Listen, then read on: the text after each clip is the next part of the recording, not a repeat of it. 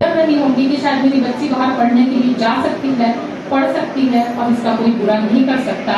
और अनजाने में ही सही ये सारे अधिकार जो है हमको हमारे संविधान में दिया हुआ है। मेरी मदर जो क्लास 10 भी नहीं पढ़ी है, स्कूल की शक्ल भी नहीं देखी है, कभी नहीं गई है, लेकिन उस महिला ने मुझे उस वक्त में पता नहीं कहाँ से उन्होंने एमफिल बोलना नहीं आता था और एमफिल और पीएचडी जैसी बात मुझसे करती थी। और आज मैं उन्हें बताती हूँ कि आप जो अनजाने में गई हैं वो चीज, वो जो निडरता जो है वो आपको आपके संविधान ने ही प्रदान किया है। मैं वापस जो है अपने टॉपिक पर आती हूँ।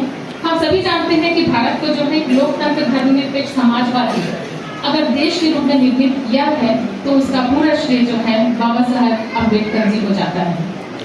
इनके कार्यों के बारे में अभी तक आपने सभी वक्ताओं को सुना, बहुत सारी चीजें भी उन्होंने बताई और उनके बारे में कह सकना शायद 10 मिनट में मुमकिन नहीं है, बहुत लंबा वक्त लगेगा क्योंकि उनके कार्यों को हम नजरअंदाज नहीं कर सकते।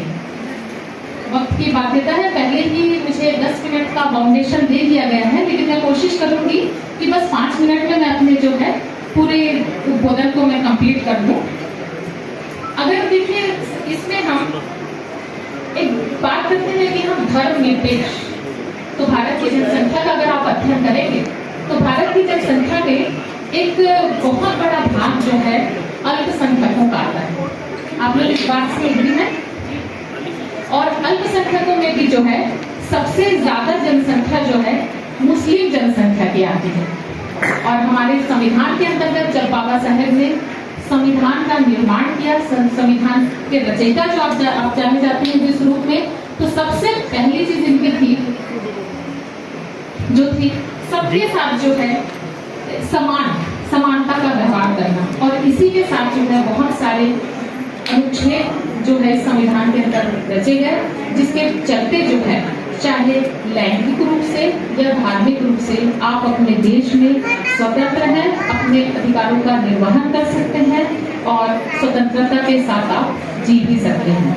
एक महिला होने के नाते अगर मैं महिला अधिकारों की अगर बात करूं तो ये अधिकार भी जो है हमको हमारे संविधान ने प्रदान किया। आप अनुच्छेद 13 पढ़िए, अनुच्छेद 14 पढ़िए, अनुच्छेद 15 पढ़िए, जहां पर आपको इतने समानता के अधिकार मिलते हैं कि आज वही अधिकार है कि आज इस मंच पर हम महिला और पुरुष सब समान तरीके से इस सभा में एक साथ है।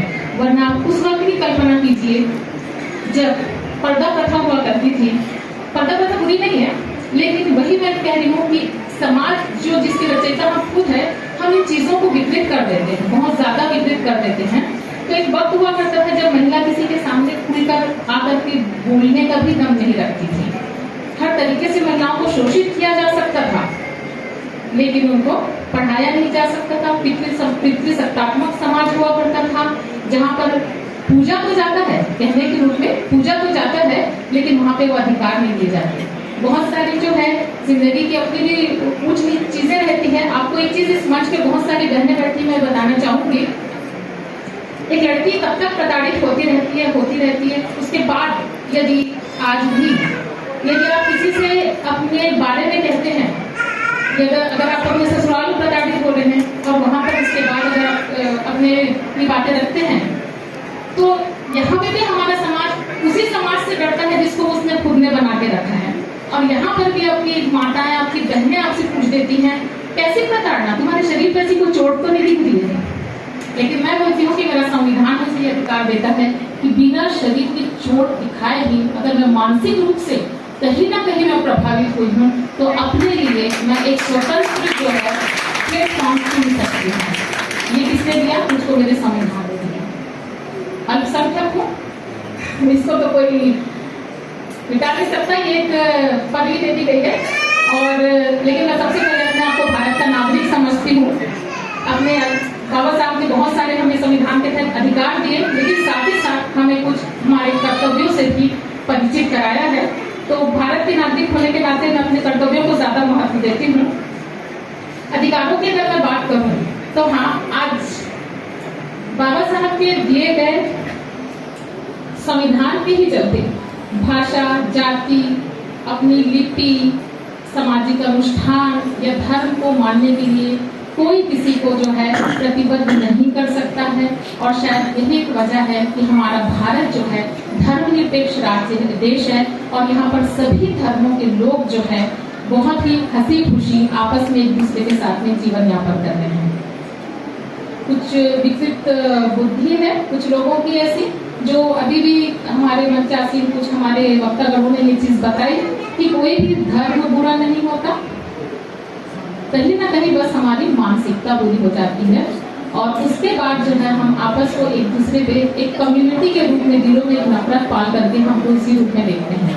लेकिन आज इस मंच से मैंने एक चीज बहुत अच्छी सीखी कि आपको हृदय को ब्रॉड रखना है, बहुत ब्रॉड रखना है, विदाउट किसी धर्म जाति लिंग के को दरकिनार करते हुए हम सभी को आपस में एक साथ मिलकर के हर एक मंच पे खड़े होना है।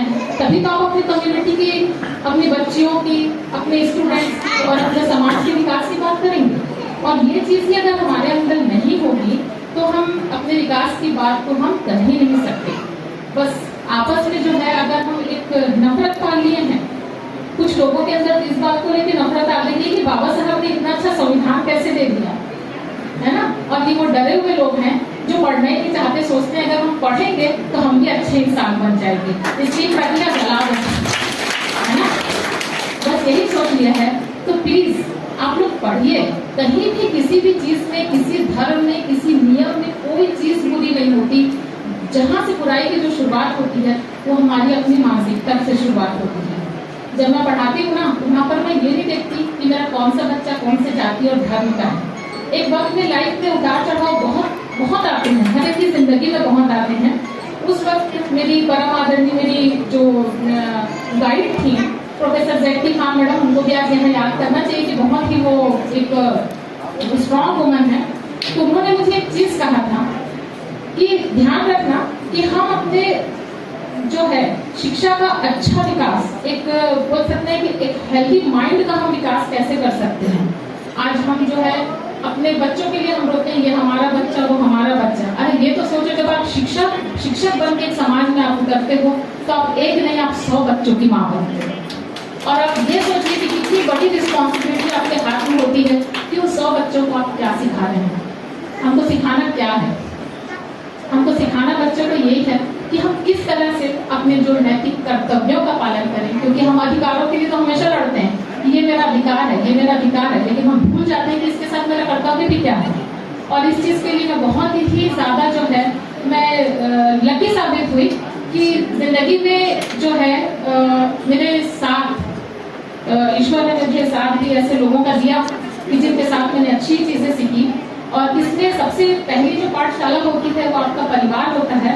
और मेरा परिवार जाति धर्म संस्कृति समाज सबसे ऊपर उठ करके सबके बारे में अच्छा ही सोचने वाला परिवार है। जो कभी मैंने अपने पेरेंट्स के मुंह से किसी जाति धर्म के बारे में नहीं सुना, हमेशा जो है एक अच्छी बातें सुनी।